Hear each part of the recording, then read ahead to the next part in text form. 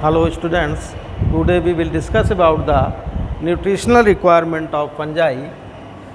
Nutritional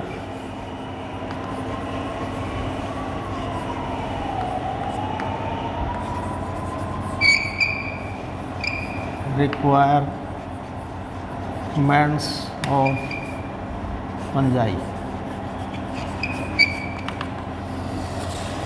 In my last lecture I told you about the fungal mycelium और उसमें हमने आपको बताया था कि दो तरह का फंगल माइसीलियम होता है, सेप्टेट और एसेप्टेट। एसेप्टेट माइसीलियम को सिनोसिटिक माइसीलियम भी कहते हैं और सेप्टेट माइसीलियम में दो तरह का सेल होती हैं, यूनिन्यूक्लिएटेड और मल्टीन्यूक्लिएटेड।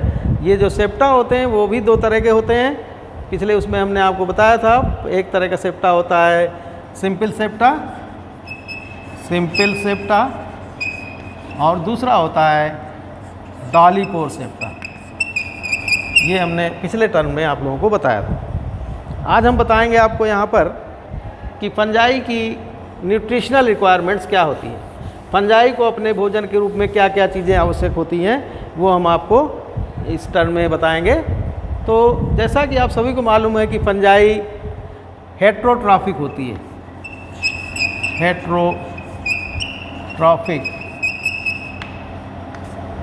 हेट्रोट्रॉफिक होती है, यानी कि ये अपना फूड अपने आप से नहीं बना पाती है और रेडीमेड फूड किसी डेड ऑर्गेनिज्म से, डेड पड़े हुए सड़ रहे हुए पदार्थों से या फिर जो लिविंग्स हैं चाहे वो प्लांट हो या एनिमल वहाँ से प्राप्त करते हैं। तो इन्हें क्या बेसिक इनकी क्या न्यूट्रिशनल रिक्वायरमेंट होती है, उसमें से सबसे पहला जो इन्हें रिक्वायर्ड होता है एक suitable source of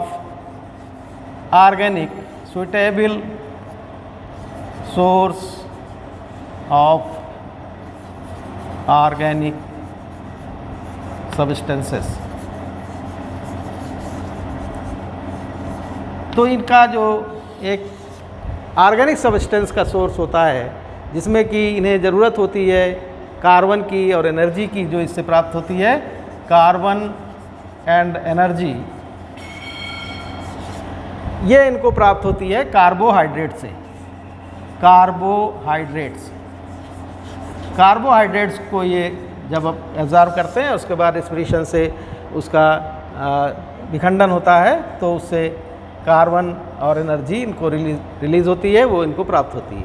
तो इस तरह से जो पहली इनकी सबसे ज़रूरत की चीज़ होती है दैट इज़ द एनर्जी और कार्बन के सोर्स। दूसरा होता है एक suitable source of second requirement is a suitable source of nitrogen. तो इसके लिए इन्हें नाइट्रोजनस पदार्थ की आवश्यकता होती है, एक सुटेबल सोर्स ऑफ नाइट्रोजन चाहिए और वो जो नाइट्रोजनस पदार्थ होता है वो होती है प्रोटीन से ये अपनी न्यूट्रिशन जो नाइट्रोजन है उसकी रिक्वायरमेंट को पूरा करते हैं। इसके अलावा जो तीसरी चीज़ इन्हें ज़रूरत होती है, third most important thing is the inorganic ions, जो कि कुछ थोड़ी ज़्यादा मात्रा में रिक्वायर्ड होते हैं।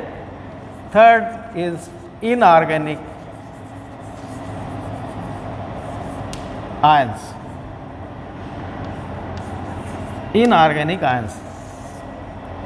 ये थोड़ी मैक्रोन्यूट्रिएंट्स भी कह सकते हैं, यानी कि थोड़ी सी ज़्यादा मात्रा इनको इसकी रिक्वायर्ड होती है।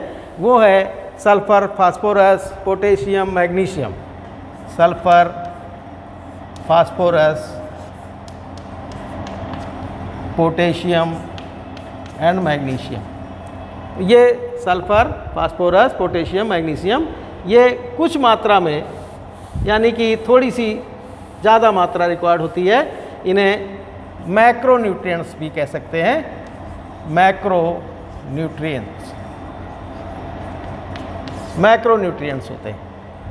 इसके अलावा अगली तरह के इनऑर्गेनिक आयंस जो कि बहुत कम मात्रा में रिक्वायर्ड होते हैं, inorganic ions required in trace amount, या जिन्हें कहते हैं माइक्रो न्यूट्रिएंट्स। माइक्रोन्यूट्रिएंट्स इनको कह सकते हैं। ये जो होते हैं आपके, इन्हें जो ज़रूरत होती है वो होते हैं जिंक, कापर, मेटल्स होते हैं, जिंक, कापर, मॉलिब्डेनम और इसके अलावा magnesium. These are all are metals. ये इन्हें माइक्रोन्यूट्रिएंट्स के रूप में, यानी बहुत ही कम मात्रा इनको रिक्वायर्ड होती है। इसके साथ ही साथ इन्हें कुछ विटामिन्स की भी ज़रूरत होती है। They need certain vitamins and growth substances. जो इनकी पांचवी, fifth we can say that is the vitamins and are growth substances.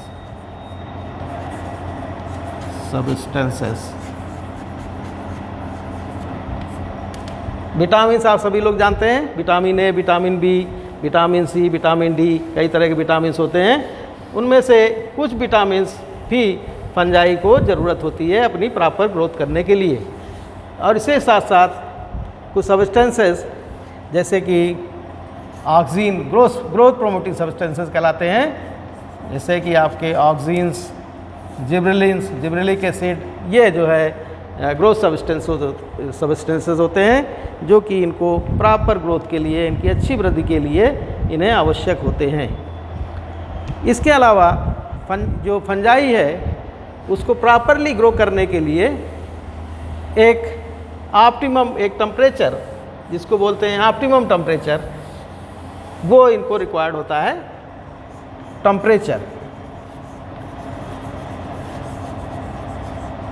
ये 25 डिग्री सेंटीग्रेड ±1, यानी कि 24, 25, 26 इस टेम्परेचर पर ये अच्छी ग्रोथ करती है, जिसको कि ऑप्टिमम टेम्परेचर फॉर एल्गी कहते हैं।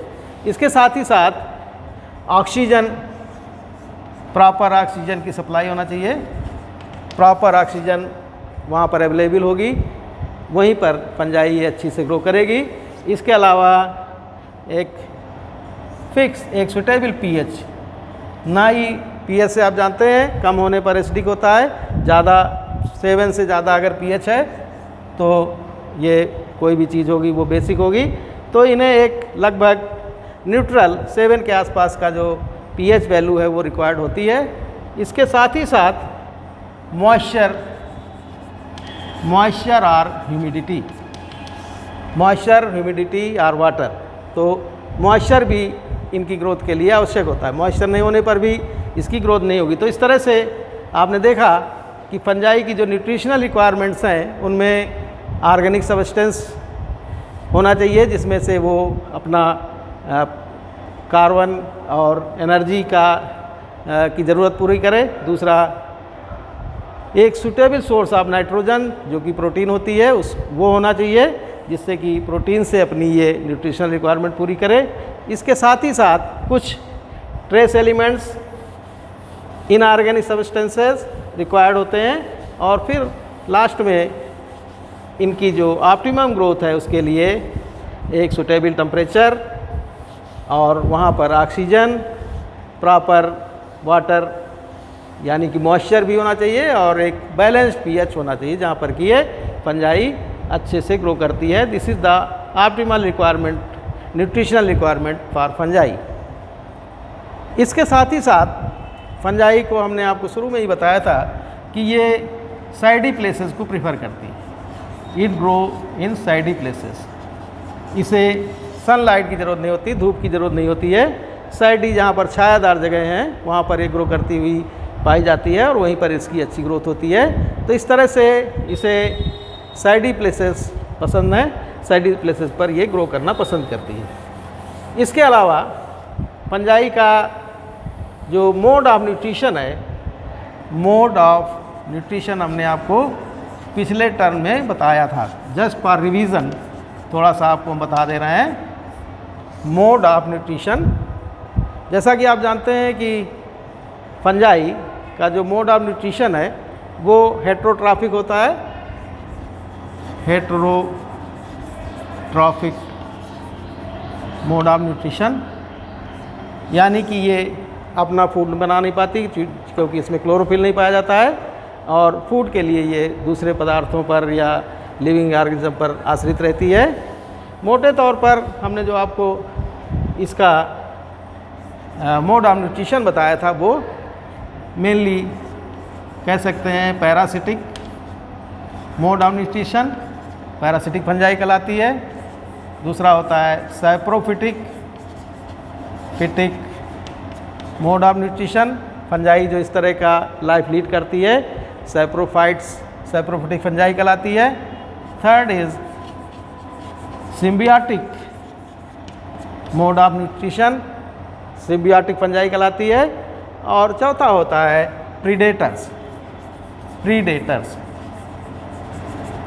तो इसमें जो पैरासिटिक फंजाई होती है वो अपना न्यूट्रिशन प्लांट और एनिमल्स से प्राप्त करती है। प्लांट्स और एनिमल्स इनके ऊपर ग्रो करती है और वहीं से ये सीधे अपना भोजन प्राप्त करती है। सैप्रोफिटिक फंजाई डेड पदार्थों, मृत पदार्थों के ऊपर ग्रो करती है और वहाँ से उसको जो सब पदार्थ होते हैं, जो फूड मटेरियल होता है, उसको डिज़ोल्व करके डिफ्यूज़न से अपने अंदर एब्जॉर्ब कर लेती है। फिर तीसरा जो mode of nutrition that is symbiotic mode of nutrition, जिसको कि सिम्बियोसिस भी कहते हैं। इसमें एल्गी और फंजाई एल्गी के साथ एसोसिएशन बनाती है विद एल्गी, जिसमें कि एल्गी फूड मैन्युफैक्चरिंग का काम करती है, एल्गी भोजन बनाने का कार्य करती है और फंजाई उसको एंकरिंग प्रोवाइड करती है, सबस्ट्रेटम पर ग्रो कराने का काम करती है और साथ ही साथ उसको एक शेल्टर प्रोवाइड करती है, प्रोटेक्शन प्रोवाइड करती है और रिप्रोडक्शन का भी कार्य फंजाई का ही होता है। तो ये जो है symbiotic mode of nutrition, lichen इसका एग्जाम्पल है। लाइकेन में ये सिम्बियोटिक मोड ऑफ न्यूट्रिशन पाया जाता है। इसके अलावा एक सिम्बियोटिक एग्जाम्पल हमने आपको माइकोराइजा भी बताया था। माइकोराइजा, इसमें हायर प्लांट्स की रूट्स के साथ में फंजाई एसोसिएशन बनाती है और वहाँ से ये सीधे उनकी जड़ों से भोजन प्राप्त करती रहती है। चौथी तरह का फूड ऑफ न्यूट्रिशन जो कि प्रीडेटर्स इसको बोलते हैं।